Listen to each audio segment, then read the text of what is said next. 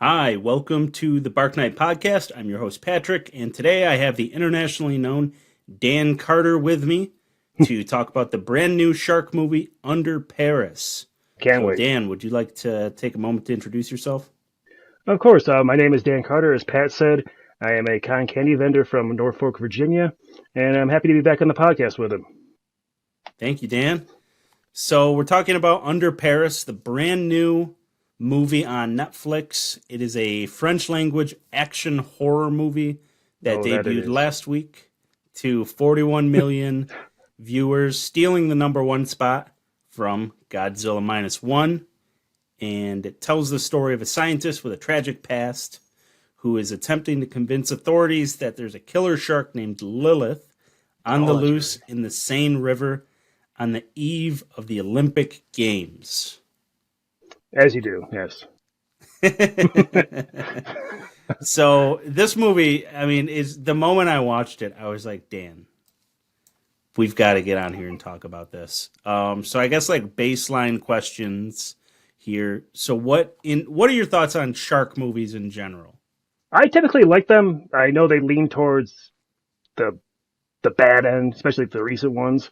Yeah. I think we've talked about a few standouts like The Shallows. I really enjoy that one. Of course, Jaws. We don't have to talk about that. We've beat that horse dead already. Yeah. But what was it? Black Demon. Did that come out last year? Like Yeah, I think that was last year. even like a bad one like that, I enjoy watching just because I don't know. I like the idea of like the killer shark movies. And Deep Blue Yeah. Sea, one of our favorite B movies of all time. Yeah, we still got to watch 2 and 3, which we've talked about doing for a while, and I keep seeing it brought up online, and everybody says the same thing that 2 is not very good, but 3 is surprisingly good for what it And is. it's weird how movies do that like a lot. Like a Yeah. crap second one and then a decent third one. Well, and I think the problem with that one is like with Deep Blue Sea, the second one from the trailer looks like a cheaper version of the first one, while the third one looks like they tried to sort of like, tell their own story a little bit. Well, that's what you should do. You would think. So Seine, is that how you said the river, right? The Seine? The Seine River, yeah. Yeah. What are That movie, some of your man. other favorites? You mentioned the Black Demon. Yes. So, what did you think of the Black Demon? I went into that with like high hopes. I thought it had a decent cast of like not super well known actors, but known well enough. Yeah, And it was not very good. Like they kind of like tried to it's do got that like guy a. from Poseidon in it. It does, yes. I don't know his name. I'm not gonna remember it. So, is that Uh, actually about a demon? Like, is it really like a yeah, demon it's like shark? a demon ghost shark, and like sometimes people fall in the water, and there'd be like visions of like past people that got ate by the shark. It's not very good. I watched it. I've But been yeah, meaning to catch that one, and I think I still might. yeah, worth the time. Yeah, worth something. But I was like, after I watched this, I was like, I want to look at what other shark movies we have out there, and there are no lie, just so many. So I Yeah, had going into this no idea what to really expect because I wasn't sure. I actually didn't even watch the trailer before I walked into it, so I had no expectations. I just saw a bunch of people online being like, "Hey, this is actually really good," and so I went into it with like, well, I have no idea what to expect. I didn't know whether to expect a Sharknado yeah. or a Sharktopus or a Deep Blue Sea or whatever, and so with that expectation in mind, I gotta say, like in the end, I actually really enjoyed it. I did too. I think like it definitely veers into Sharknado the second half. Like once the first plan to take the shark out doesn't work out, the movie kind of turns into kind of ridiculous action fare Yeah, but after I that. think one of the problems with Sharknado is that they treat it like it's like scary movie. They Yeah. treat it like it's a joke. And I think one of the strengths of this movie is that the cast is playing it straight the whole time. Oh yeah, absolutely. And you obviously have Netflix budget instead of Sci-Fi Channel budget, so I think it rises above that in Oh many yeah. ways. It's But not Sharknado bad, no, but it's a movie. yeah, so yeah, let's get into the movie. Yep. I sort of typed up like a scene by scene breakdown of the movie here, Oh, I love it. so we can kind of like just go through the entire movie, talk about it piece by piece and kind of what we think as we're going through here. Okay, all right, So let's go. Let's do it. All right. So the first scene that it opens with is Sophia, our protagonist, and her team of scientists attempting to locate and test the blood of Lilith. Mm-hmm. Yeah. Which, the moment they talk about doing that, you're like, all right, well, this ain't gonna work. No. And is that the what was it called, the garbage patch or whatever, the giant floating garbage thing in the Pacific Ocean? Yeah, there's legitimately like a massive amount of trash in the open. Oh yeah, in the ocean in that spot, and like that's kind of a theme of the movie is that like I kind of get the vibe that it takes place in like the not too distant future. You know, where like global warming is having all these impacts on us and everything. Mm-hmm. I don't know if if the water's really that bad over there. Like, you know, it's not like I go out in the middle of the ocean very often. But I mean, we have seen plenty in the news about there being these massive like trash areas in the ocean. So, trash island or garbage island, they called it, I think, maybe. Yeah, maybe it's I mean, maybe that's a real thing. I found as I looked into certain things in this movie, and I should have looked into this, but I didn't think of it. But I found as I was looking into this, like, oh, that's ridiculous. And then I'd look it up and I'd be like, that's actually real. That's a thing, yeah. Yeah, like, so an example is the artillery in the Seine River. That's a real thing, apparently. Why? Yeah. It will be from the World Wars. I get that, but there has to have been a better way than just dumping it in the river for your most popular city. Well, I wasn't there. I don't think they're just like storing it there. No, the movie definitely seems like keeping they are. It there for safekeeping. No one would think to look there. I wouldn't. Right. And the other one was when she's like, "Oh, don't move because the sharks attack by movement. They hunt by movement." And I was like, "Well, we're not dealing with T-Rexes here." So I looked it up, and they're like, "No, they do hunt via movement, and that's why so many people smell get attacked is because like the blood the way they're moving." Yeah. I mean, the blood, that's the one everybody knows about. And then every time you see somebody bleeding in the water in this, you're like, oh, well, that's not good for you. That's not good for you, no. If movies tell me anything, that's bad. Right. So opening scene sets the stage for the movie here. So we've got all this going on. The underwater scenes at the beginning and here are actually pretty effective, I've thought. I thought so too, yeah. I like them. I like they pull up and they go down. Initially, they find a baby humpback whale. Is that what kind of sets the whole thing in motion? Yeah, like a whale of some sort, and then they find like a shark bite taken out of it. Mm-hmm. They're like, it's a huge bite, like every shark movie ever made. Yeah. So those scenes are pretty good when the shark finally like comes up upon them. Mm-hmm. I thought those scenes were shot pretty well. You know, a lot of that underwater stuff at the beginning there's really cool. Then boom, whole team dead. Just immediately. They get in the blender. Yeah. And so I guess I should have had this before. We're going into scene by scene breakdown of the movie. So full spoilers for this whole episode for anybody that's made it this far without realizing it. Yeah. I did find that I noticed that the title card for the movie didn't come up until like 8-9 minutes into it. And so I thought that was interesting. You know, sometimes movies do that. And so that was interesting. And I thought the shot of her coming up out of the water. Oh yeah. After everything, like that was really that was a really cool shot. That was cool. Like she came out and like the water was still kind of like around her head as she like breached the surface. Yeah. That was a cool scene. I don't think she survives that, by the way. No. That shark took her down too quick, too fast, too quickly. No. So deep, so quickly. And I actually said that out loud to Sarah. I was like, yeah, she's dead. She's dead. There's no way you survive this. Oh, no, her ear's slightly hurt. So that's what happened. I thought that was going to be a plot point for the rest of the movie. No. It's not. Not One bloody nose. That's what we get. And you know what? I did think of that a lot during this. They're like, oh, that's going to be a plot point that comes up. And then it doesn't. No. So I don't know if that's on purpose or if these are things that they're laying out there for sequels. Or there'll be. In all honesty, a sequel to this. There will be. And there were so many things I noticed that I'm like, you know, I bet this is like, because they didn't touch it. I bet this is just going to be covered in a sequel. I'll save the And big one for the very end because I wouldn't. yeah. All right, so that's the opening scene. Then boom, title card. 3 years later.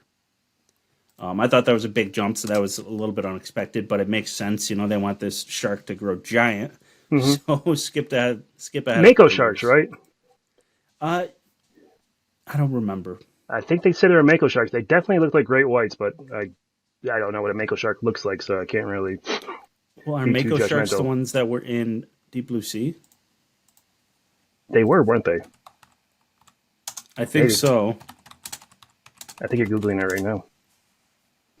Yeah, they're Mako sharks in Deep Blue Sea. Oh, my apologies to that then.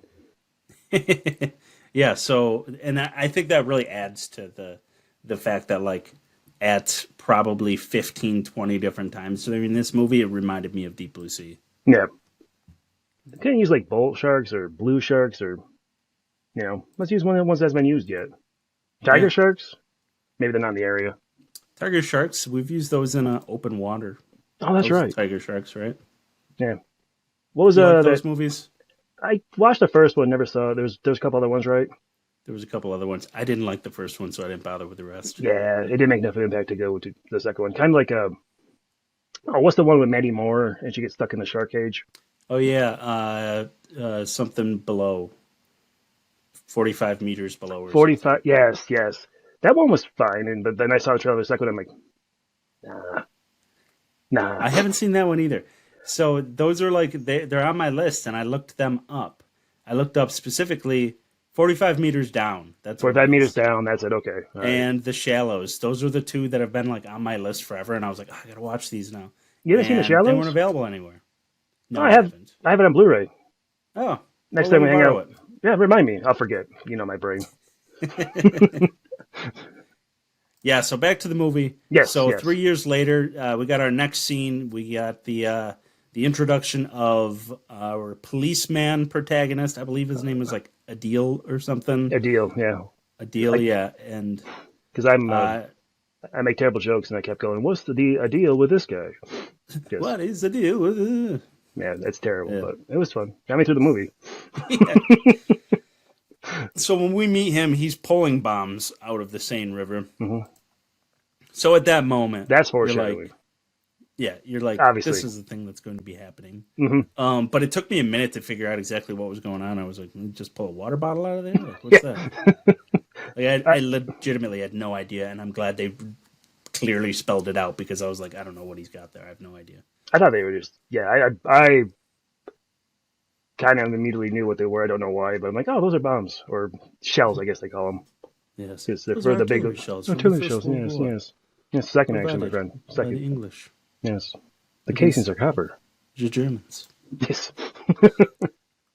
So yeah, so this guy, he's here for the whole movie, and so I guess in the way of like our characters here, we've got Sophia and Adil at this point. Yep. And I think Sophia really holds this movie. I think she's a big part of the reason why it is as good as she is. She's effective, and Adil, he's effective enough. Yeah. He does what he needs to do in his part. We're supposed to mostly care there a be lot like more. rough and rugged policeman, basically. We're supposed to care a lot more about his team and him than that's. I mean, individual people might get a different feeling about him, but I kind of just didn't care about the police aspect of it. Yeah, and like I said, he has a role to fill, and the movie's not really about him. He should be a handsome love interest kind of guy. Yeah, he's handsome Dan, Yep. You never know. They might touch on maybe if they do a sequel, maybe the first scene will be him and his team, and we get the story about why he is this tortured character, and maybe we focus on him a little bit more. All right, he definitely has Survivor Guild. To care about him more in the second one, Yep. because they both kind of have that same like tortured character thing to them. Oh yeah, I'll give you that. So we get all of that where we're introduced to the police characters, and then it dives into the aquarium where Sophia, we find, is now working at an aquarium, getting bullied by children on a day-to-day basis. Oh, that jerk little kid.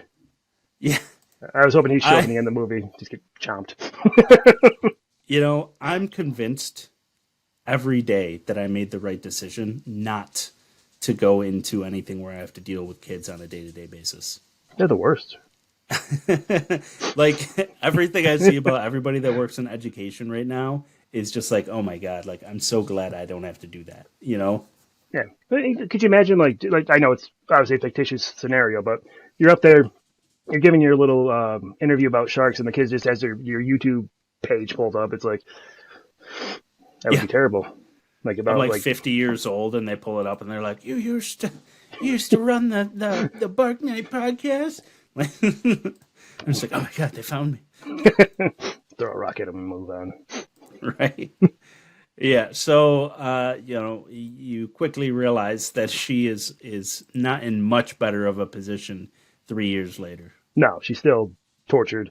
Can't get over it. Can't sleep. I think was a scene we saw. I might be combining movies there, but I thought there was something about her not being able to sleep. Well, we see that she's still trying to bring up the courage to watch that video of her team getting killed, Mm-hmm.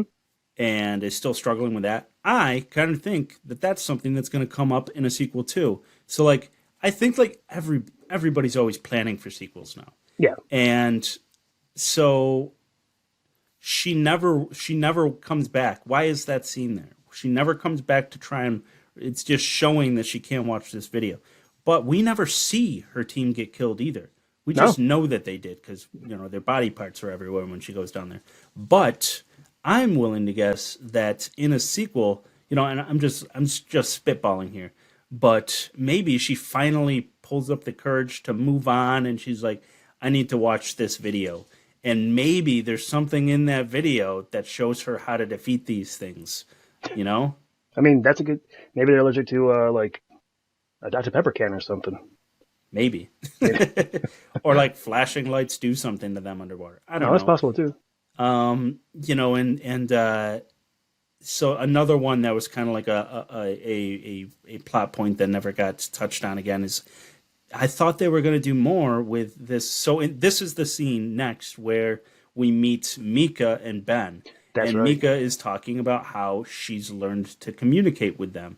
And they never really get to do that. So I'm wondering if maybe somebody from her team, or maybe she goes to their thing in the second movie and, using whatever she's found in this underwater video combined with, Mika's whole idea of communicating with the sharks.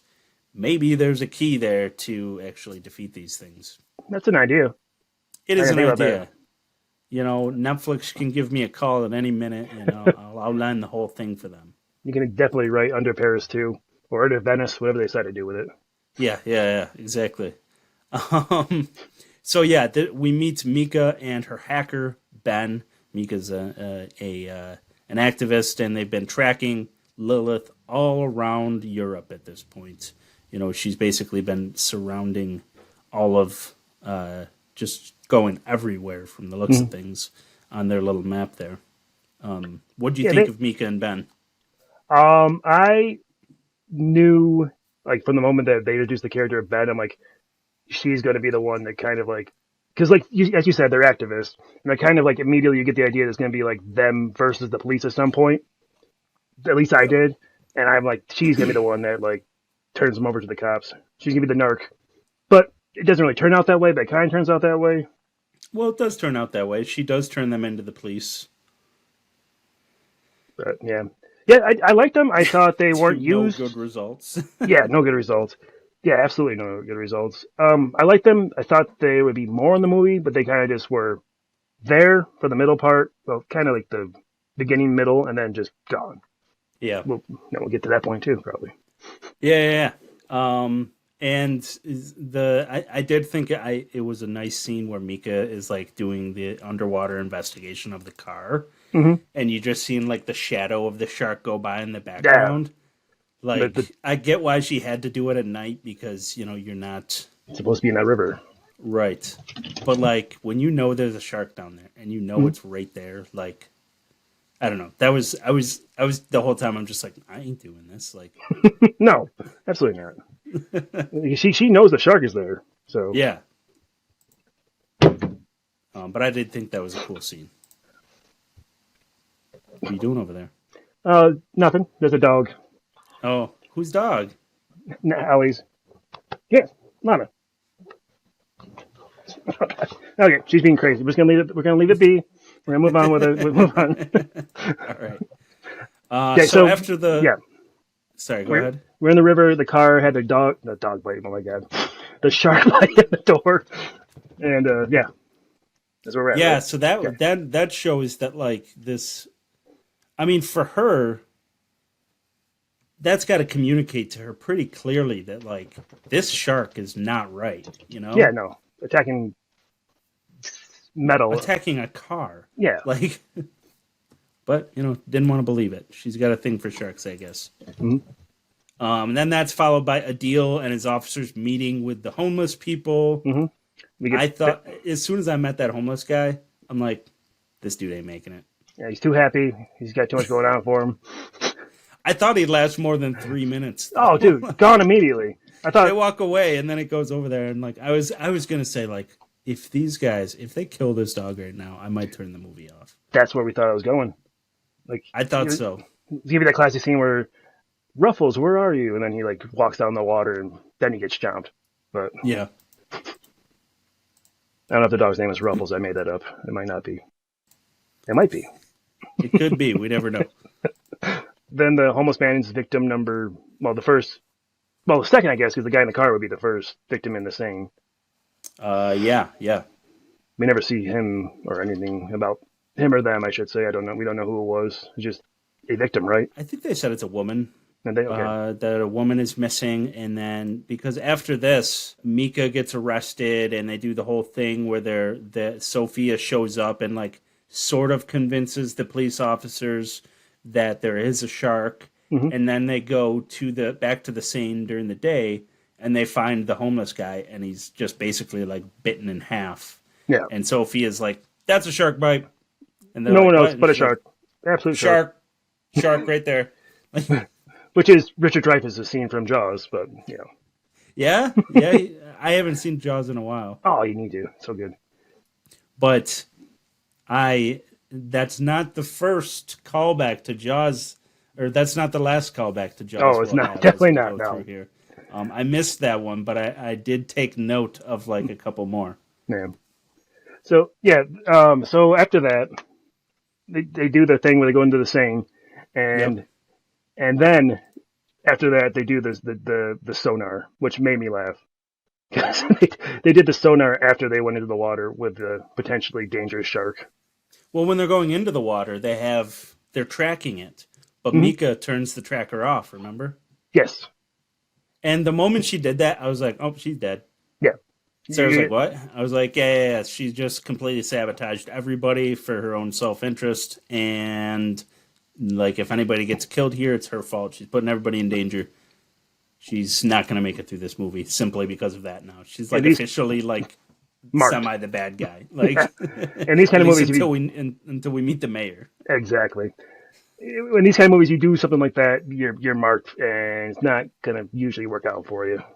Yeah. That was pretty. It was pretty cool when they're going into the catacombs at that point, though. Mm-hmm. I thought that we were gonna have. That's what the movie was gonna be. Them going around the catacombs of Paris, kind of like As Below, So Above, but with a shark. Yeah. That's what I thought we were gonna have for the movie. That's really I love the idea of doing more horror in the catacombs. I don't know like that much about the catacombs, but I've seen the movies and I've read a thing or two here and there. But the whole idea is cool to me. It's insane. It's such a rich area to mine for these kind of things, like scary movies, obviously. And I honestly thought we were going to get that. Not to reiterate a point, but just going around the catacombs chasing a shark, that would have been fun, I think. Yeah, every scene that takes place in the catacombs is cool. Just unfortunately, there's only two. But at least we got two. Could have only gotten one out of the movie. It's true. But like, yeah, this scene's really cool because it's all suspense. You don't know whether these people are going to make it out, and you see the thing in the darkness surrounding them again. Mm-hmm. Just kind of stalking in the background, trying to get a feel for like, okay, what's everybody doing here? And like as all this like happens through the movie, I just keep thinking like this shark is smart. Mm-hmm. Like the more and more, I'm like, okay, this just keeps reminding me of Deep Blue Sea. At any moment here, I'm just expecting this woman to be like, we performed experiments, and the sharks got smarter. They basically do at some point, don't they? Well, they don't ever explain Oh, what Sophia knows about these sharks, like why they were testing it, why they were like following this shark. You know, they wanted to test its blood, like all these things. They never explain what, like if there was an experiment on it or whatever the thing is. You know, like, why do you want the blood of the shark specifically? yeah. So like there's many moments during the movie where I'm like I feel like this shark's a lot smarter than like they're letting on, you know? Yeah. So anyways, like we said, Mika asks Ben to turn off the tracker. So they're blind down there. And so that leads to the major conflict with them. And next scene, boom, we got our mayor. Oh God, yeah. So tell me your thoughts on the mayor. I know you got some. It's the mayor from Jaws. It is. Basically the same exact character, just it's a female now, and she might be a little bit even more over the top, mustache twirling villain than the guy from Jaws. You know? Yeah, you know, and she lines up. It's almost like this is like a box you got to check in every When Animals Attacks movie. You know, it was a mayor in Grizzly 2, Revenge, right? Yes, it was. Who could forget that? Someone in power, some authority figure that's gonna be like, it's just an animal. Fine. Right. There's no shark. And well, in all honesty, at this point, they really don't have much proof that there is a shark. Actually, like even that picture they brought up on the sonar. Yeah. Like I look at that, I'm like, that could be anything. Yeah. You know. And I'm surprised I didn't lean more into that. But like, she basically says, like, I don't believe you guys. Like, I'm not. I can't, we got billions invested, and yeah, you guys have shown me nothing. Which I mean, they kind of set it up for that, like this. But she gets 2 scenes, and in the next one, they have very conclusive evidence. And she's still like, nah. We're still doing it. Billions. Billions. I've got billions. He's like, people are dead. She's like, billions. Billions. Know how much I have invested here? I bought stock in this triathlon. Yeah. Was it a triathlon? It was a triathlon, yeah. Okay. I mean, swimming in the Seine, I guess, could work for Olympic Games. I don't know. Yeah, pretty sure they want those, like, yeah, you like that that one? Not bad. I mean, let's not get into that. Just go back to where we're at. So, meet with the mayor. The next scene is Mika rallying the troops, right? Rallying the troops. From there, we're back in the catacombs where all hell breaks loose. It does indeed. And they set it up, too. They let you know, it's like, oh, there's only the one way in here. It's slippery. You're like, oh, this is going to go bad. Yeah. And, like, there's baby sharks at this point, too, you learn. Yeah. So she had a baby. Yeah, so there's this baby down there, and you got to figure there's more than one at this point too, because she doesn't have just one baby. If that babies are any indication, like that baby shark, the carcass that they get after this scene has like 1 billion babies in it. Yes. So sharks. You got to figure, like, I think they even show that there's like a bunch of sharks. So like, I don't know how anybody got out of there. They really shouldn't have, we're gonna be honest with you, because like they never. Well, I'm going too far ahead. Go ahead. No, it's all good. Keep going. I was just gonna say they show that there's only the one way in there, and the one way in there is flooded, and like they show people getting like chomped on the way out. Like, how did our main characters get out? They just magically out. They're just magically out the next scene. Yeah, I don't know, but I'd imagine it was very carefully. I gotta say though, when Mika gets killed, pretty awesome. Yeah. And she's just sitting there, and like she's not doing anything for a while. Like, I don't know if her idea was to just like softly touch the shark. That was her way to communicate with it. They don't, obviously, as you said, they don't explain it. And then they never explained what she was actually trying to do. And I actually didn't understand it either. Like, I never understood what her plan actually was. She got the sharks in there, and then she's gonna lead them out. So she attracted them into this area, and then what? She was gonna softly guide them somewhere, maybe. I don't know. why even bring them into this area? Like, I don't know.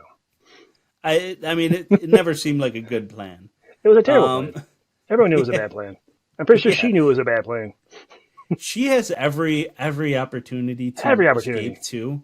Like the guy even jumps in the water and she like pushes herself away from him. Yeah. And the moment she does that, because I'm sitting there, I'm like, oh man, both of them are gonna get eaten now. And she like pushes him away and Yeah. like swims swims out in like I don't know, Back in the 5 center of the feet from room. him. Yeah. Yeah, like no, let me do it myself. And then it's just like, And then she and gets that was a cool yeah. shot. She gets chomped, and then she gets taken down the water, and the shark kind of spins, and the baby shark comes in and takes a chomp out of her too. Yeah. It's over the top, but it's deserved. Yeah, yeah, and the I mean the whole scene is honestly pretty over the top, but it's actually probably one of my favorite scenes because it's just like I said, all hell breaks loose. Like Mm-hmm. it's complete chaos in this room, and you got people in like you look at this room and you're like, yeah, like lead people out one at a time, Yeah. like you probably fall in walking out, Yeah. let alone like everybody Panic running and in shoving. Yeah. chaos. Yeah, You got and people. Yeah. Ben dying, like that was pretty sad. So Mika Yeah. dying, awesome. Ben dying, super sad. Just drowned in the rush of people. Yeah, Sad. unfortunate. And you got people like coming out of the water, missing legs, missing arms, and now you have these people that are just there. You have to get them out of there somehow, and they're causing more of a bottleneck. And it was chaos, absolute. Yeah. So that was a cool scene. That's followed by another scene of chaos when we Did we get lose into a the hospital. Did we lose a police officer there? We lost one, right? Yeah, we lost somebody. I don't remember who. There was a couple of the cop characters who they tried to push a little bit more than the other ones. The first one that got killed in that scene we were just talking about definitely was someone we were supposed to care about, but as I said, I got bounced off the police subplot. Yeah, they are all red shirts. Yeah, they definitely. Never mind, we'll get there. So onto the hospital. You were saying? Yeah, so we're at the hospital, complete chaos. Super emotional scene as she's watching all of this happen around her, probably having flashbacks of everything that happened. And then we move to her dissecting the shark baby. Mm-hmm. So this is where we learn that not only are these sharks super pregnant, but also that they can breed on their own without a male, and they can breathe in fresh water because they are a new species of mako sharks brought on by global warming. Yeah, and that's where I thought their smarter part was said, but it might not have been. I might have just imagined it in my head. But sharks born pregnant and then just have like 80 kids, that's terrifying in its own right. Yeah, this was about the moment where I realized this movie's probably not going to have a happy ending. Or Yeah. like just looking at this, I'm like there's it looks, as you see all these babies fall out of this thing, you're like, oh, that's impossible. To stop. I don't know if you guys can even fight this. No. Realistically, I don't think you can stop this. You can work really hard to do it and come up with all your plans to neutralize, take them and get them all in one place. But like, this looks impossible. I mean, if that species hits the open water, you're not gonna get them back. Yeah, and Lilith has been swimming around everywhere for who knows how long. That's true. How many babies does she have out in the other parts of the world? Yeah, because this is a baby shark that just had all these babies. Yeah. She's been swimming around on her own for 3 years. So I'm surprised they haven't heard about this already. Could be under everything next movie. Yeah, Under the World. Under the world. Not like the King Kong movies. Yeah, so then our next scene, we got the mayor back, really hammering home that she's evil. Full on now. Like, there's no question about it. Yeah, she's like, I'm evil, and I'm not going to do anything about this, and you're interrupting my salad. Yes. I have billions in this. She has like that one little twerp right-hand man there. I forget who he was too, but he was kind of really obnoxious in a good way. Like, you were supposed to hate him, and he was good at it. Like, you disliked that guy for really no reason. He's like, I mean, like 3 minutes of screen time, you're gonna hate me. Yeah. Perfect. Nails it. Yeah, like he said, she's just like jokingly evil. Yeah, like over the top to an extreme, but I kind of liked it. Yeah, same. So then this is followed by our Ocean's 11 style scene where we've got them planting all the bombs, or planning to plant all the bombs in the catacombs to seal in all the sharks. Yes, 'cause that will stop them. Slightly better plan than Mika's plan. Yeah, no, I don't know. Mika's plan could have been great. We just didn't know it. We never got to figure it out. Maybe she, on her viral video there that went out, maybe there was some more detail there. Yeah, I doubt it, but maybe. Okay, so yeah, the Ocean's 11, as you said. Ocean's 11 heist scene where they're talking about their plan as the plan unfolds before your eyes. And then next thing you know, we're in the middle of the shark heist and the triathlon happening side by side on the screen. So at this point, we're an hour and 22 minutes into the movie with 21 minutes remaining, counting the credits.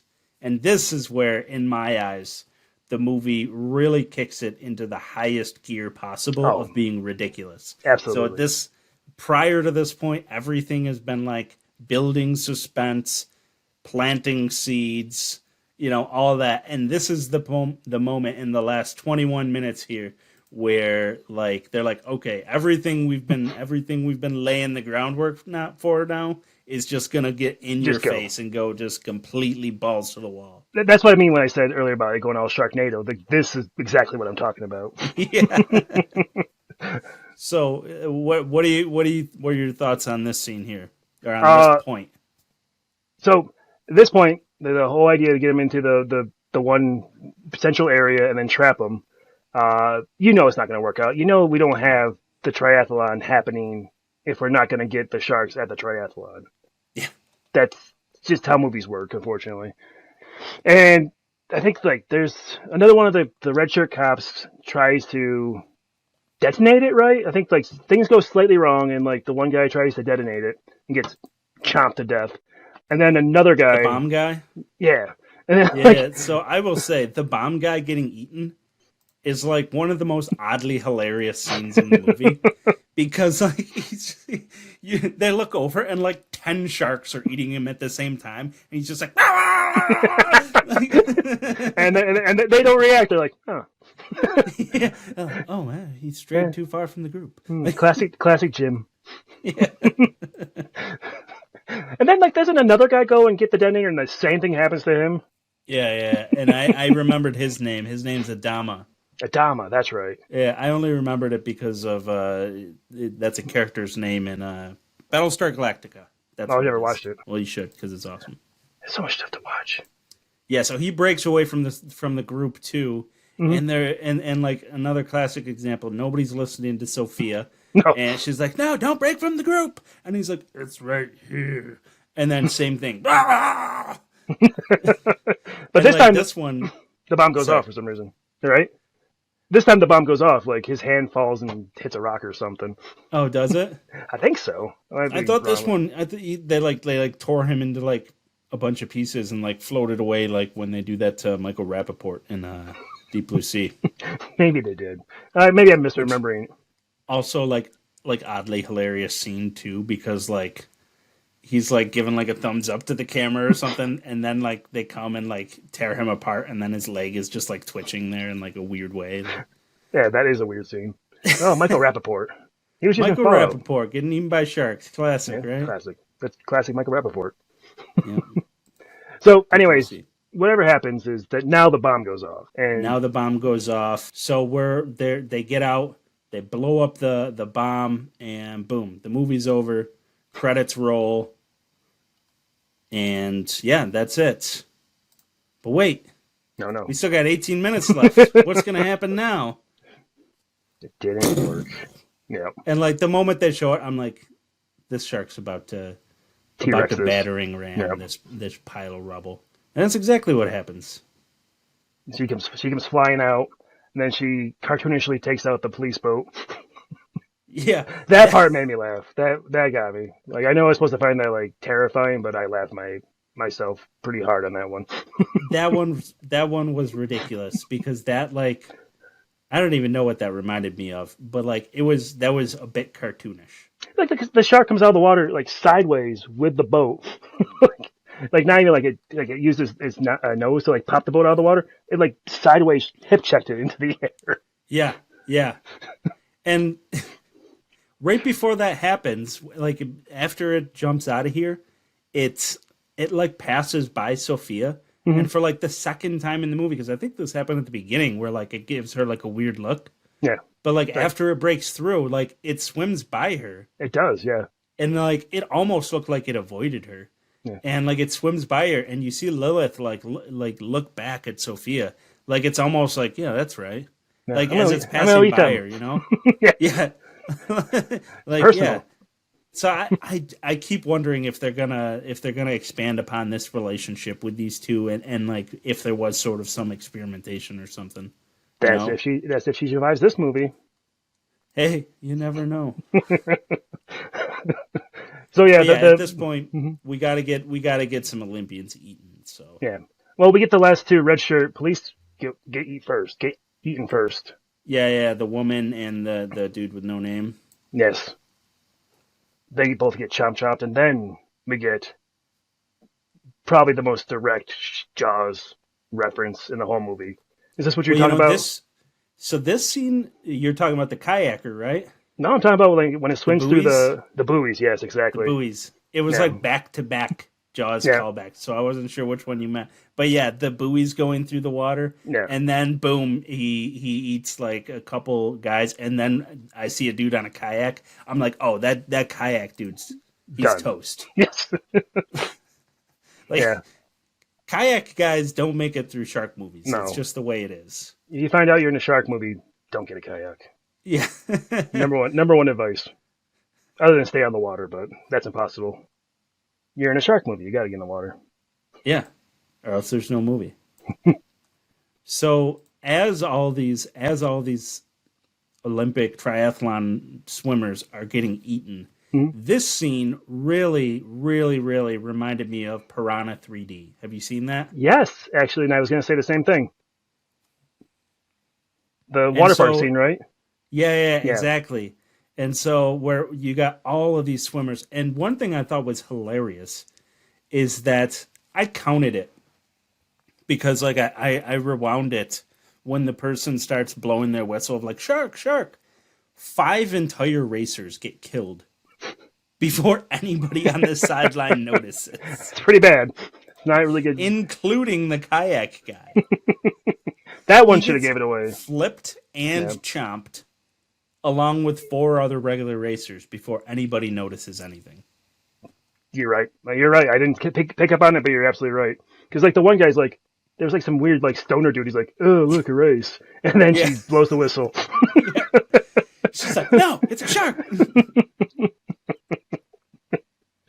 Oh, this movie, man. This movie. This. You're right. Like watching this movie, I'm like, I gotta talk to Pat about this movie. Even if like you didn't have your Yeah. podcast, we would have talked about this on like PlayStation or something. Yeah. But yeah, so the alarm is sounded finally. People are aware there's a shark. Yep. And everybody is apparently all of our swimmers are just having no idea what to do at this point because like you see them all just kind of like stop Yeah. and then they're just like and like I have to imagine it's because like they're all getting eaten by baby sharks at this point. I don't know where the big shark is, but you're supposed to be able to see the big shark, but I think that's just a plot hole. But sharks everywhere, everybody's getting eaten, and they're all trying to get out and pulling people in instead of getting out. Oh yeah. Like 4 or 5 people get like pulled off the railings into the water. Yeah, and so I think that's the secret message of this movie, is that if you throw a wrench into any situation, everybody just completely panics and makes it worse. That's true, actually. That's just the message of That's this. just part of being a human. Because this is the second time, like, these sharks caused chaos, and people, like, Made it worse. made it worse. Like the slippery stone situation. Just like the slippery stone situation. Nailed it. And then we get that look on the mayor's face where she's like just in complete shock as to what is happening, and that was kind of satisfying. I can't believe this is happening. My billions. Yeah, And like, yeah, you get that vibe that like she's like, my career is over. Like she's not like caring about them. She's like, oh my god, I'll never Oh financially yeah, recover she from this. she does not care about the people at all. It's about the money she lost. And there's a hilarious like cartoon overdub when like they're trying to get like off the central mass stage, I guess, that the mayor's on. Someone goes, "Get out of my way!" Like the most. Yeah, I remember that, and I think he called him an idiot or something. He's like, get out Yes, of my yes, way, idiot. yes. I'm like, oh, that's my favorite character in this whole movie. Hope he Yeah. makes it. So let me ask you a question at this point. Are you watching this dubbed or are you watching this subbed? Dubbed. I'm watching it dubbed. Oh, You watch it subbed? interesting. I'm watching it subbed. Okay. Yeah, I mean, you know, to each their own. One of the things I thought was interesting though is that 2 weeks in a row, the back-to-back movies on Netflix were both foreign language films. That's true. The number one movie. Yeah. Yeah, so I think you know, I guess you know, not to interrupt our chaos talk here, but I just thought it was interesting in that you know, everybody always talks about the bad things that Netflix has done, but I think the accessibility to movies is Oh, one of the great things. completely agree. Like way back in the day, the movie Train to Busan. You know, not to get too into a tangent, but the movie Train to Busan I love. The first time I watched it was on Netflix. Yeah, So the first time I ever saw that was on some streamer. yeah. So, anyways, at this point, this Mm-hmm. is where the military comes in, and they start going full Call of Duty, Yeah. unloading on the water. Yeah. Unnecessarily over the top. The camera like zooms in, and he's just like, boom, boom, boom, boom. There's a sniper. There's a sniper taking shots at the shark from a bridge. It's like, Yeah, not sure who decided to call the sniper in, but she's not doing a good job of this. And like, yeah, yeah, as you said, just going ham on the water and not hitting the shark. Well, they do a yeah. couple times, but They do, and it does absolutely nothing. because it's a new species. Yeah, the shark's got body armor. And that's the thing. So as it's going through, I think this is the point in the movie where anybody has to decide, like, I either love this movie or I hate it. Mm-hmm. Like, this is the point where, like, everything that's happening is so over the top that Oh, you yeah. either, it's the fork in the road of the movie. You know, there's not much of the movie left, and you've made your decision now. Like, Absolutely you're right. either, like, having a great time, or you're like, This is like dumb. This is the stupidest yeah. thing I've ever seen. Yeah.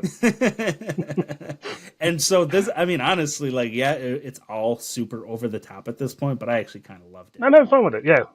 And Yeah, it I'm like, wants you to eh. have fun with it. Like that's the idea of this movie, is just to have fun with this zany ridiculousness. Because Yeah, what happens next makes no sense. and yeah, it doesn't. But like, you want it to happen at this point because like, as they're You all just like, boom, boom, boom, boom, boom, into the water, you're like, hit them, hit the bombs. do it. Yeah, Do it. I want to see what happens. Oh, we see what happens. Yeah. And like, yeah, that what's surprising to me is like, I don't know if you caught this, but they don't actually shoot any of the bombs. No, the shark like fins it, right? And then it floats Yeah. up and lands down. Yeah, I saw that. Yeah, I was like, so I was shocked. I was like, that's a decision to make, I guess, you know.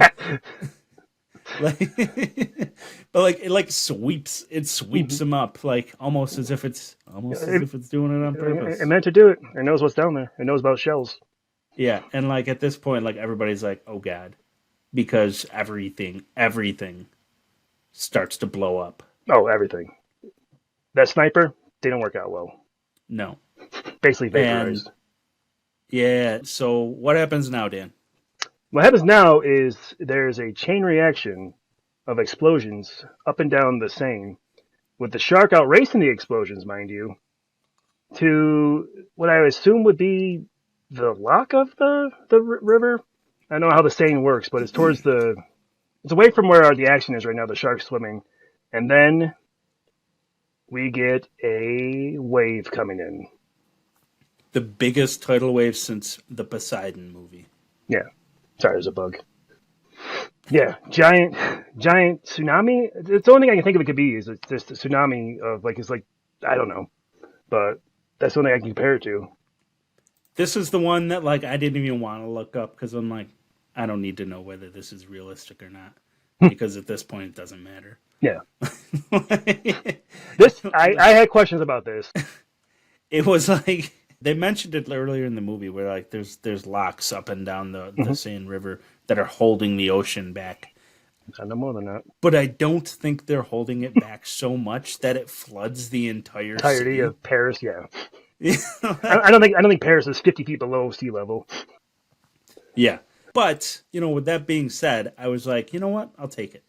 Mm-hmm. Because that means this entire city is underwater and we get sharks everywhere. And then under Paris has a second meaning. This Paris That's right. underwater.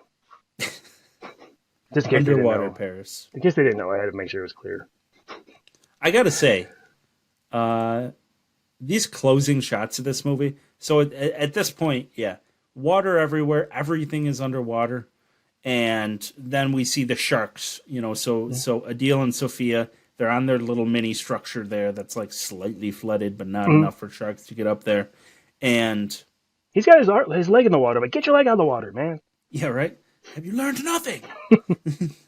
Anyway, sorry. And it's like the camera's like shifting around Paris and showing everything underwater. And honestly, those are some beautiful shots. They really were. Surprisingly so. Did you see the shark, the big one? I did. Yeah, okay. Yeah, Lilith made it. She made it. We got hundreds of little sharks, and like that's the moment where like they come up and they're like, oh, everybody's screwed. Yeah, everyone's screwed completely. Everyone. I know they don't show the mayor dying, so they don't. I was going to bring that I know. up. She She's could be in the coming sequel. back for the sequel. Gotta be 100%. redemption time. Yeah, she's gonna go because like, they're not going to kill her off screen. No, too much of a bastard. Yeah. If I can say that. Yeah, you can say bastard. Sorry, the dog game. So yeah, they don't kill her. They don't kill her little stooge band either. I think they just show them being like washed away by the tsunami of water. Yeah. Yeah. The last you see is like him and her, like he's like grabbing her and like. Yeah. Yes. Like they're spinning in the water, which I know that's probably not good, but they're not going to let him die just off screen like that, as you said. Yeah. And they're definitely making a sequel to this movie. It's a Netflix movie. It's done well enough that they're going to just be like, go again. Yeah.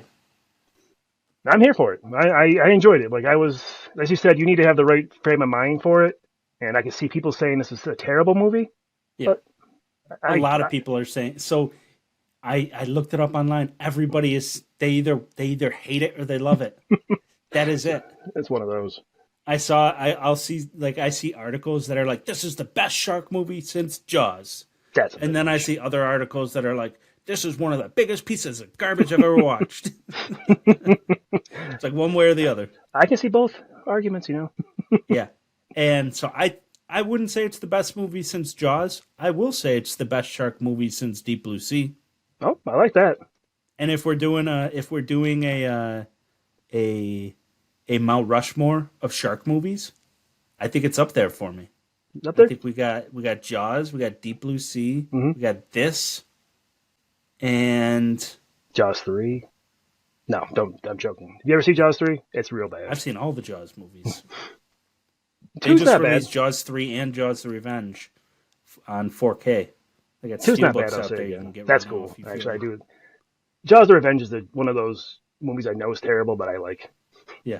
It's even got a Caine. callback. Samuel L. Jackson's doing the thing in Deep Blue Sea back to that movie. Yeah.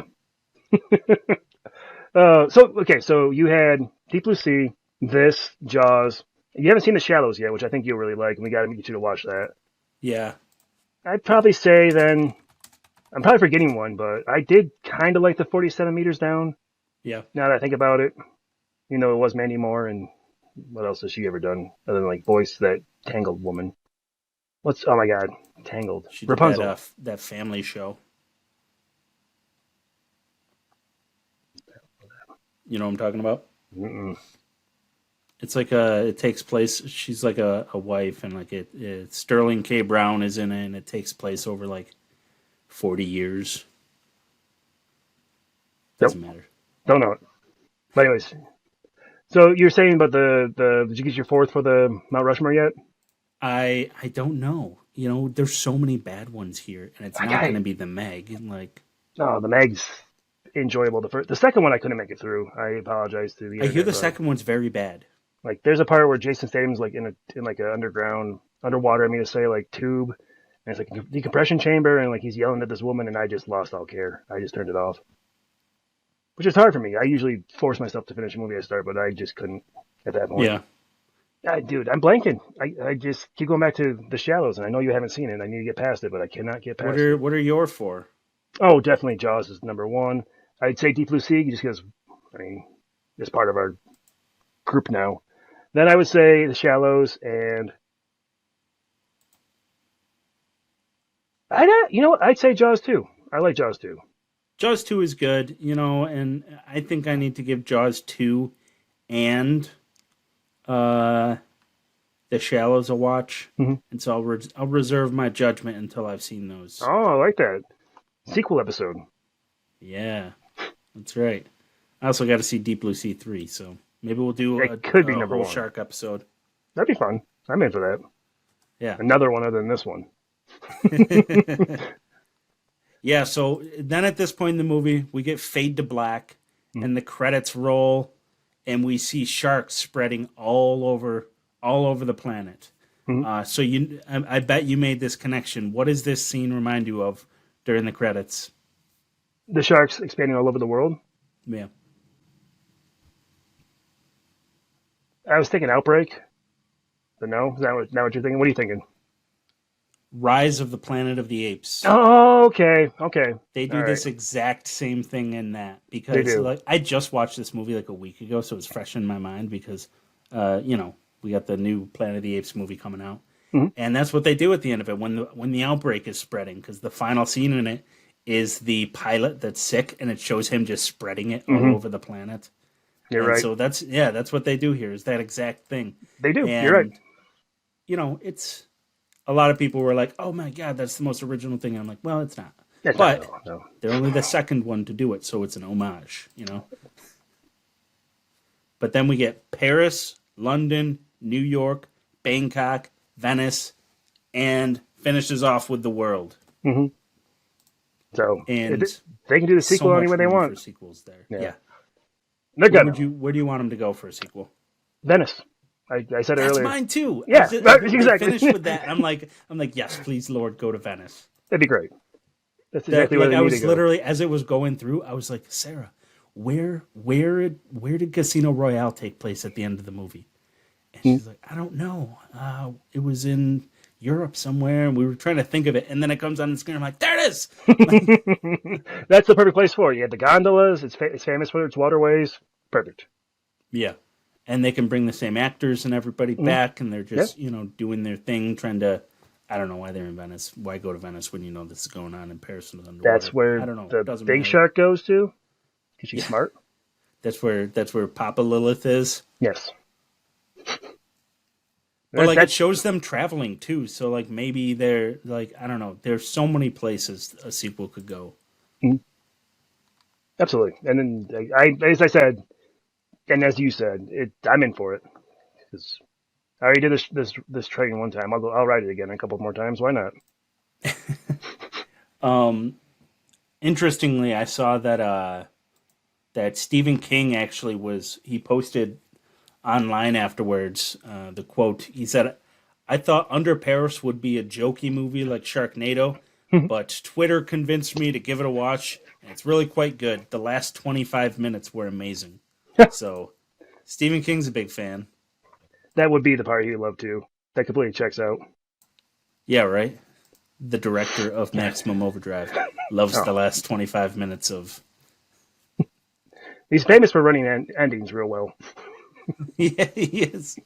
Yeah, so what are your closing thoughts on the movie? Jeez, I don't know. What can we say that hasn't been said already? It was exactly what I wanted at the time. It's dumb fun, and I think this is in the same vein as Grizzly 2, where if we have a party at some point, in the future, I would love to throw this on in the background and just let it go.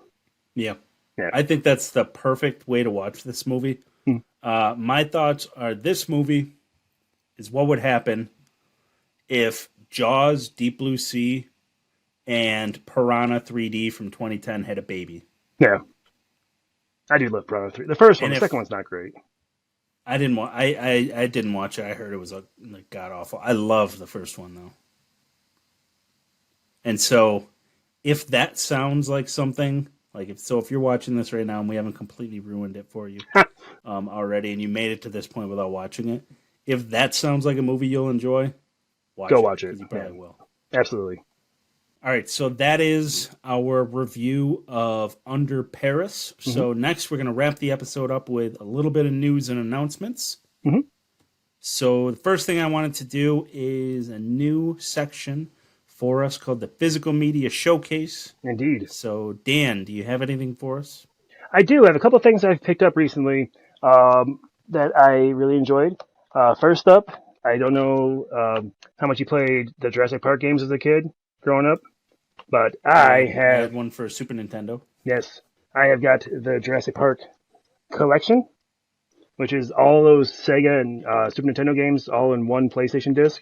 So I'm super Nice. excited to dig into that. I also have picked up, I wanted to show you this off to you because you don't believe me that I'd have this, but the steelbook case of the Batman, Oh, that's pretty cool too, right? actually. Why is And it so boom, big? Oh, all right. it's got a little So standy it's like a back. steel box. Yeah, it's got a little standy back here, and this part pops off, and you can like set it on the shelf as like a little, I don't know, trinket to look at. So Yeah, you got that. that's pretty And cool. lastly, I Is there wanted. anything else like special in that, like that isn't on the regular stuff? I don't think so. I think it's just literally those two things. Just a Like, super cool case. and then the shelf thing you can peel off the front and mount it. That's cool. Second to last, I have picked up my steelbook edition of Pumpkinhead. Yeah, there it is. I Right? remember sending that link to you. Yeah, I had to get it. It just looks too cool. You you saw the link and you were like, "Damn it! Yeah, I yeah. have to." Had to spend money, so I got that.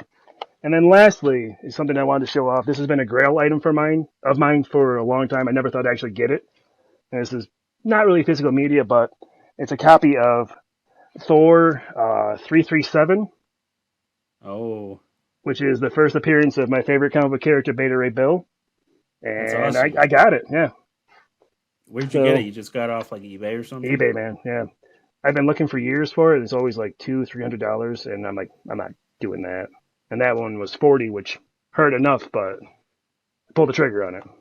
There you go. What about you, Hey, bud? What that's do you got? awesome. Yeah, I'm very excited about it. So I got a few different things. I'll start off with this just because you had this. So this is the Batman That's funny. steelbook. That's awesome. Yeah, so What are the odds of that? yeah. Well, and I figured because we had both kind of talked about like the fact that we had gotten them recently, so I was Mhm. like, well, let me actually show you what mine looks like. So that's the front, So you got Batman with the question mark, and I Mhm. think that's pretty cool. That is cool. I didn't bring it up, but I bought the vinyl soundtrack to this at like the same time. I don't have that. I should have brought that up. But then yeah, here's the back of it, Nice. and it's in 4K. And it's got the special features. It's got the digital edition. It's got a Blu-ray edition, and it's got a bunch of special features. So I watched this already, and it looks absolutely beautiful in 4K. So, I think I highly recommend in the long run for you to consider getting a 4K player, because if you have a good TV and a 4K player, it makes everything look so unbelievably good. Working on it. Because basically what happens is that like there's a lot of loss in digital movies. So sometimes you're losing resolution, sometimes you're losing sound. Everything I've gotten on this new 4K player sounds absolutely and looks absolutely wonderful, including this. I have been slowly picking up 4K movies as we go along. I mean, if I buy a Blu-ray lately, I try to make sure that the 4K is with it, because Yeah. eventually that will be the collection, as I'm sure you think so too. I got the new Yeah. TV, just gotta get the 4K player at some point. So we'll get there. And everybody says online that while we may have 8K discs at some point, Oh, they better not. there's a high chance that we don't, Okay. because it's pushing a new form of physical media, and most people don't think that Physical we're going to media's be able good. to push Yeah. it after this, because you'll have to convince people to buy an 8K TV and an 8K player, and you'll have to convince them to abandon yet another collection, and it just takes so much Mhm. to store on a disc that most people just think it's just a step too far. But if we do, most people are saying that it's like 10, 15 years away.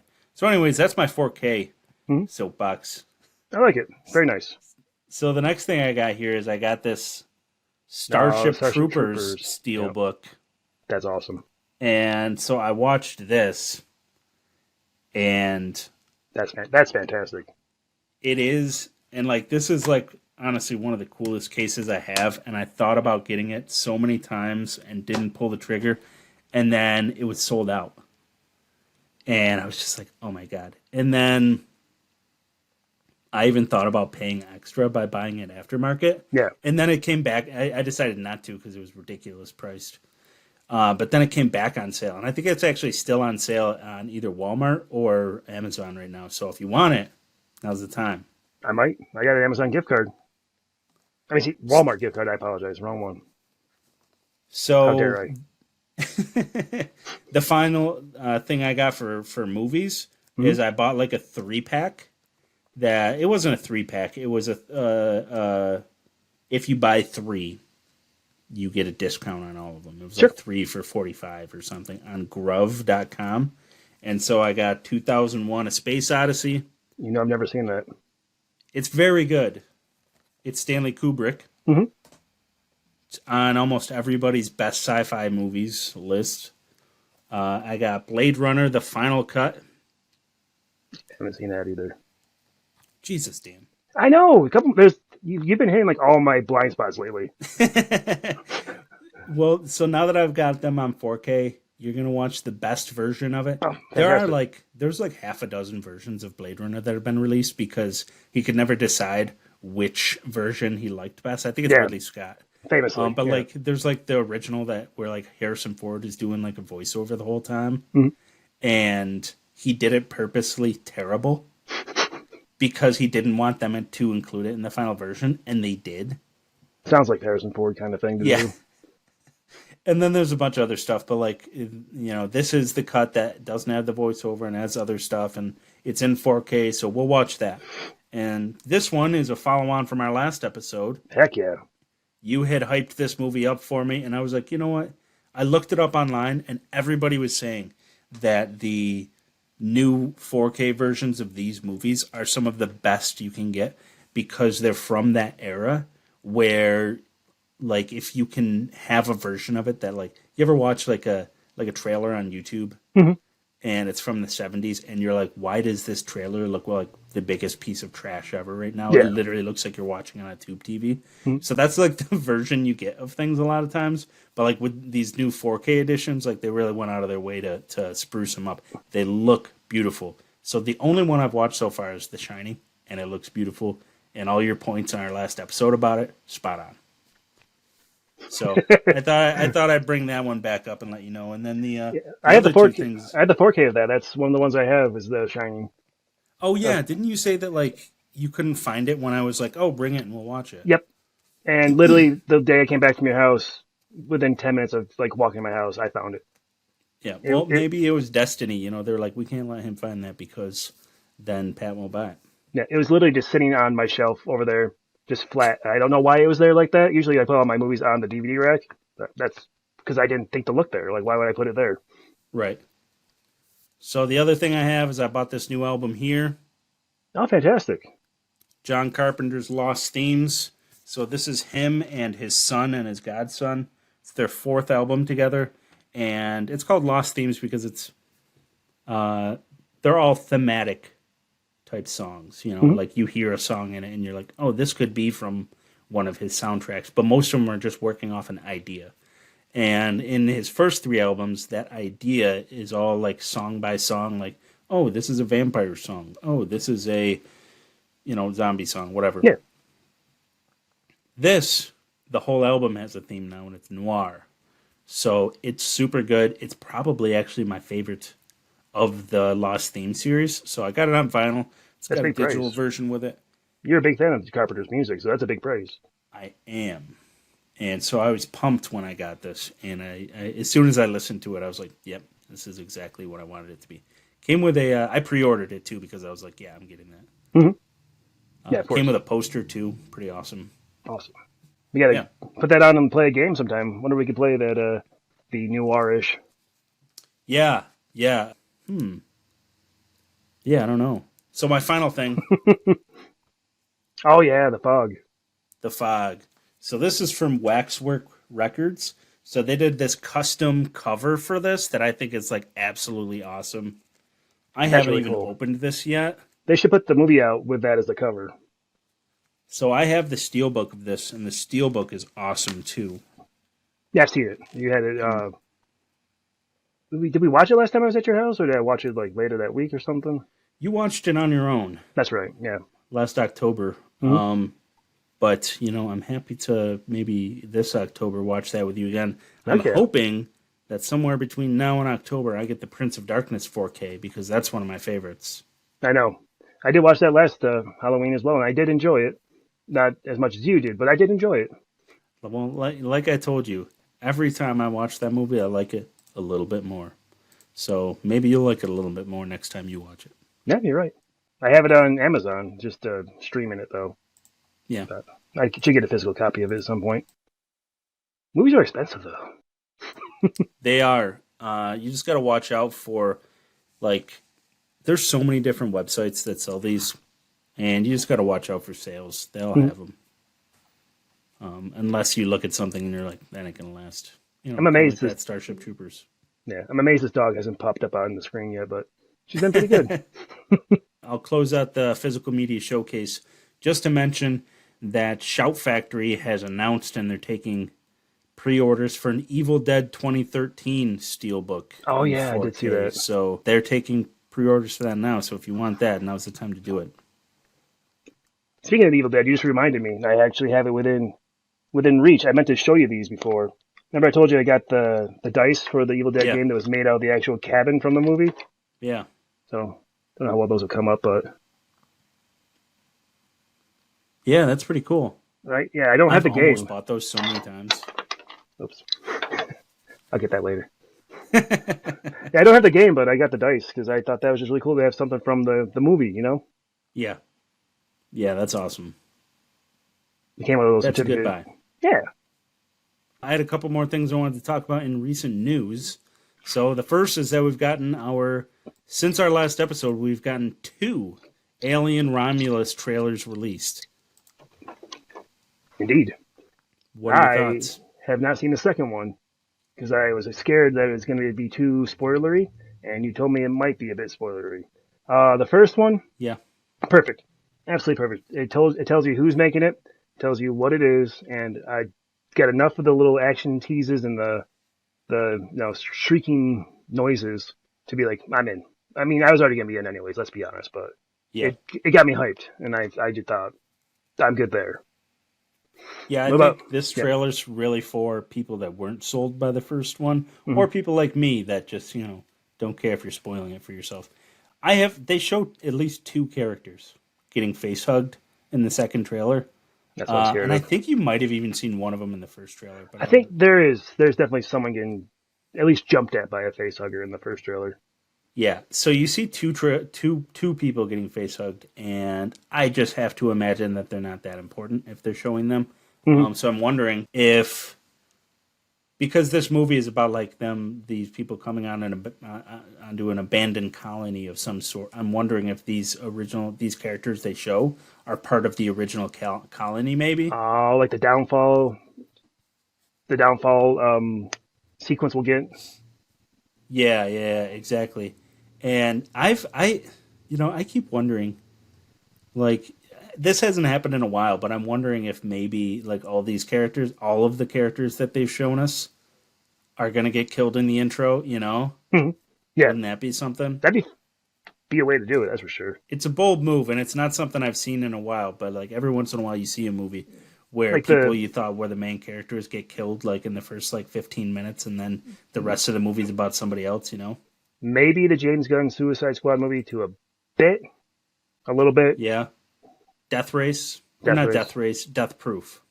Sorry, you're right. Death Proof. Death Race is not the same thing. I knew what you meant, Tyrese, like Jason immediately. Statham. Yes, no, thank you. Yeah. That was one. Really threw me through a loop. I was just like, oh, what happened? Hmm. So, yeah. Sold. Gonna go see that. Oh yeah, absolutely. Next piece of news I got is that Mike Flanagan is going to be picking up the Exorcist franchise. So he's not continuing the recent movie The Exorcist Believer. He's starting a whole new thing. So they're like, hey, you're not locked into finishing this trilogy. You can just do whatever you want. So he's doing whatever he wants. Have you heard about this? I have heard about this, and I think that is maybe the most classic example of a studio realizing that they already had assets like committed to two more Exorcist movies, and realizing that we do not want a continuation of The Believer. So they're trying to correct, I guess is the way to say it. And I love the Course fact correct, that they're yeah. yes, I love the fact that they realized there was a problem. I know it's I say a problem, and they're trying to fix it, which I respect because I haven't seen The Believer, and I don't want to see The Believer, and there's nothing that drives me to see it. I haven't seen Believer either, but everybody tells me like it's not good. And so I have so many movies on my list that I need to watch that I haven't seen that I'm like, well, Don't want to waste today time ain't with the day. that. Yeah, I'm choosing a bad movie over a good one. Maybe tomorrow. it won't be tomorrow either. Spoiler. Yeah, so I mean, I love Mike Flanagan, Mhm. and I love the fact that they didn't hold him to continuing David Gordon Green's story Yeah, because that has happened to him already. You know, like Mike Flanagan did that Ouija Origin of Evil movie, hmm which is like the prequel. It's much better than the first one. oh, absolutely. He did all those Netflix shows. Have you seen all his Netflix shows? No, I haven't seen the last two he did. So they're all awesome. Every one of them. I think Fall I of the know. House of Usher is my favorite. That's one of the ones I haven't seen. So good. My parents love it too, which I don't know why I threw that in there, but it's fact. Doctor Sleep is good. Oh yeah, Doctor Sleep's so good. I think it's very underrated. Gerald's It's kind Game of is got good. forgotten. Daryl's Game is very good. Hush is good. I like Oculus. Hush. Oculus, yep. Is that the one with Karen Gillian? Yes. Right? Yeah, okay. And the I Mirror. get that, and I get that in another movie confused, like the same time. I Yeah, don't so know. this is his chance to really pick up a franchise and make it like whatever he wants. And I love this. I look forward to seeing what he's going to do with the possession genre because, I mean, they've been doing a lot. There's no shortage of possession movies, But a lot but lately. there have been, but like you can still do a lot with the idea. I mean, you just look at last year, Talk to Me, and Evil When Dead Evil Rise. Lurks. Oh, even Evil Alerts, yeah. Yeah, both of those really stood out as expanding the possession genre. hmm So I'd love to see what he can do with it. Yeah. I mean, I'm excited for that too. I'm glad, as I said, that they realized there was a problem. They didn't force us to see two more movies of it. Yeah, sounds like they weren't forcing you to do anything though, or That's me, true. That's true. since we didn't even go see the first. They're like, all right, these guys aren't even watching this. Let's just kill this in the Yeah, right. bed. I'm gonna be honest. It actually didn't look good either. No, the trailer was Like that terrible. whole scene with like the girl walking in the church, like the body and the blood. Like Yeah, I was just like, this isn't scary, guys. no, no. It was just announced today that Robert Pattinson is working with the director of Smile on a remake to 1980's Possession. Have you seen Possession with Sam I Neill? have not actually. No, Do you know about it? no. Is that It the? is. I've never the seen it, but it's been. I've seen like they did a bit on it in Search of Darkness, that documentary on horror movies. So I've seen some scenes from it, and people talk about it everywhere. And every scene I've seen from this movie, and I've seen like a handful in these things, makes it look like one of the most twisted movies out there. It's a really? possession movie, obviously. I had a Sam feeling. Neill is like it's got like a lot to do with this guy and his wife and like a demon. Like they're going crazy and they've got marital problems in the midst of this demon like trying to steal his wife's soul or something. That's the worst time And to it have them. looks like a completely bizarre movie. I think that I watched before. You said Robert Pattinson and the guy from Smile are doing it. Yeah. That's exciting. I like Robert Pattinson. Yeah, I don't know from seeing Smile that like so a lot of people in the horror movie mixed feelings on this subject because like I love Robert Pattinson, Hmm? but I like watching the movie Smile. I'm like it doesn't scream this guy could remake a classic and not make it terrible. You know what I mean? Yeah, sure.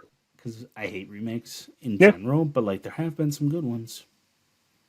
and the most movies that come out nowadays are remakes or reimaginings or some kind of twist on Yeah, something that's already been done. The Crow That has looks been getting bad. torn apart. Yeah, It looks it bad. does look bad. It looks so bad. Like I saw the first trailer, I'm like, Yeah. mm. Like they took like some like Devil May Cry kind of look to him too, and I was like, I'm out. I didn't put that together, but they totally did. Yeah, You know, and the original director, he basically came out and said, like, I don't mind you guys doing this. We've obviously gotten sequels over the years, but nobody's ever tried to do Eric Draven again. hmm And that's what really irked the old director. He's like, that's Brandon Lee's part, and like, he's Eric Draven, so why not just do it again, but don't do that character, you and know?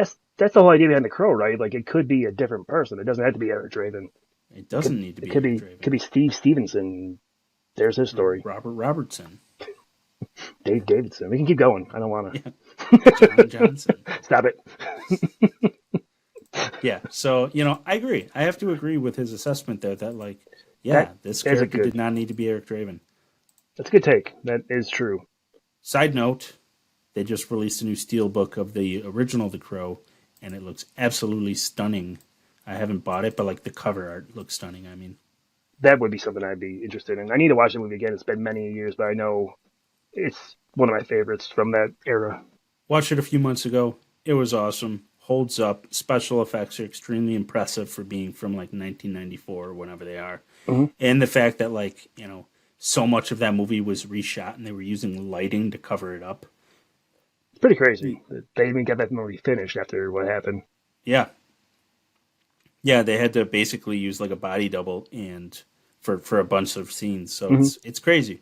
But, so yeah, I think that that assessment that they probably shouldn't have done Eric Draven again Sure, probably is a good one. sure, done that. Yeah. Any other movies you're excited for that are coming up? Um, I was excited for the Leigh Whannell, the Wolfman, his version of that, and that got pushed back to I think January or February. So we got a little bit longer to wait on that, unfortunately. But I'm glad Yeah, they're I'm letting excited about him that too. have his time to make it because I loved his Invisible Man, and I'm excited to see what he'll do with the Wolfman. So that one's been on my mind a lot lately because my brain's still like it comes out this fall, and it doesn't. But that's where I'm stuck at on that. I know that they put out a few. Speaking of Smile, they put out a few like teaser posters for Smile because they're letting us know that that's coming this fall. So I really Yeah, like Smile. Smile too. I'm looking forward to that. It'll probably be bad. I don't care. I'll watch it. Yeah, I like Smile. Hmm? I do. And I didn't mean to say No, anything I didn't think you before did. about the director, but like You said the he first sucked. one's like an art house movie. You know what I mean? Yeah, yeah, Where this is like it's a little mainstream, but yeah. it's good. I mean, classically, we got Deadpool and Wolverine coming out. That's a different genre, but I'm excited for that. Yeah. And yeah, I mean, can't really think of anything else that's like noteworthy coming out in horror.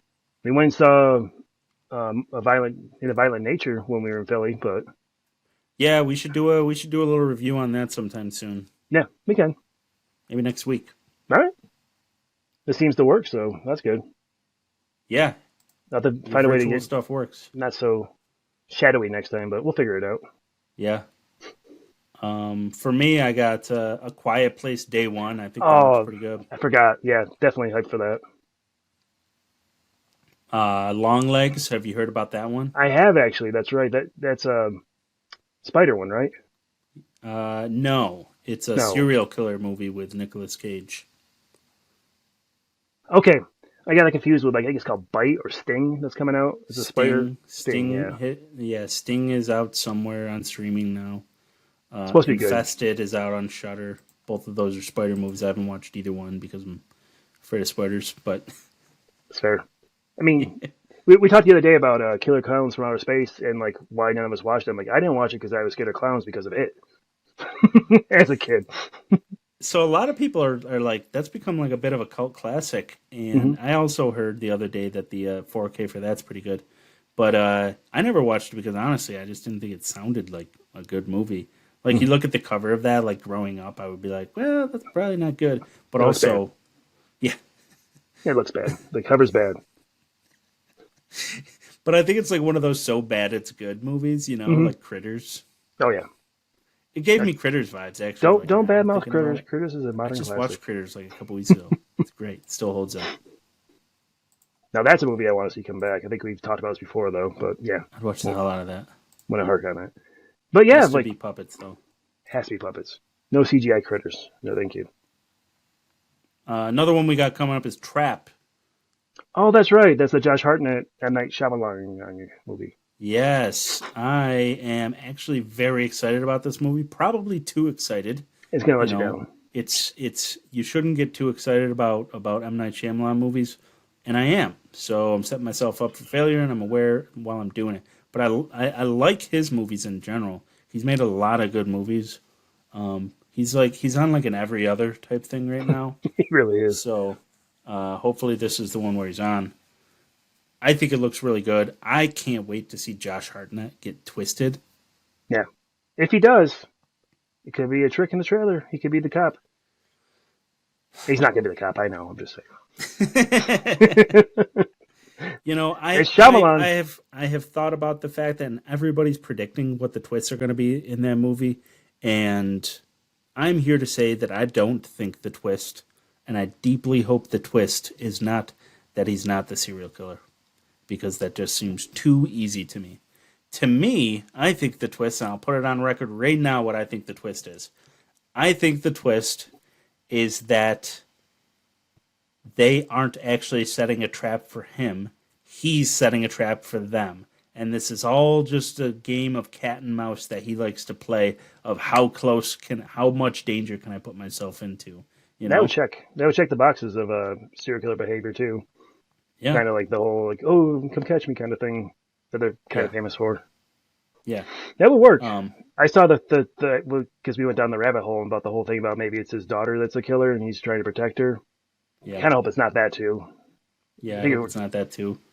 But yeah, there's a lot yeah, of different theories out there going around for that movie about what the different things could be. I think the last movie that I'm excited for is Robert Eggers is releasing a Nosferatu oh, remake. that's right too. I forget about that one. It hasn't had a trailer or anything, but that's supposed to be Nothing yet. Halloween time, right?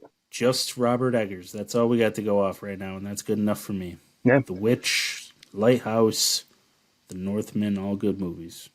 Well, there's a color to the classic like 1920 whatever Nosferatu, but I think there's one from the 70s that's supposed to be good too that I want to watch before that new one Mm-hmm. comes out. All right.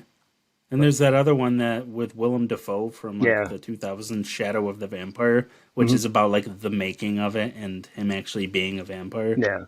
I've I never want to seen see it. that, but it's I like need to you watch can't it. find it anywhere. It's not streaming anywhere. You can't even buy it streaming. That was one of those ones that just doesn't exist on physical media It for some just reason. yeah, I don't know if like rights are wrapped up somewhere, but I'm like literally gonna have to go out and buy the DVD one of these days. The VHS. It's like the only way to watch it. It's crazy. You have to bite the bullet and do it. Yeah. But yeah, that's the things I'm excited about. So I think that's all we got today. Yes, sir. All right. So Dan, thank you for coming on tonight. Of course, my friend. Thank you for And having me. of course. And our viewers out there, whoever's listening and watching, thank you for that.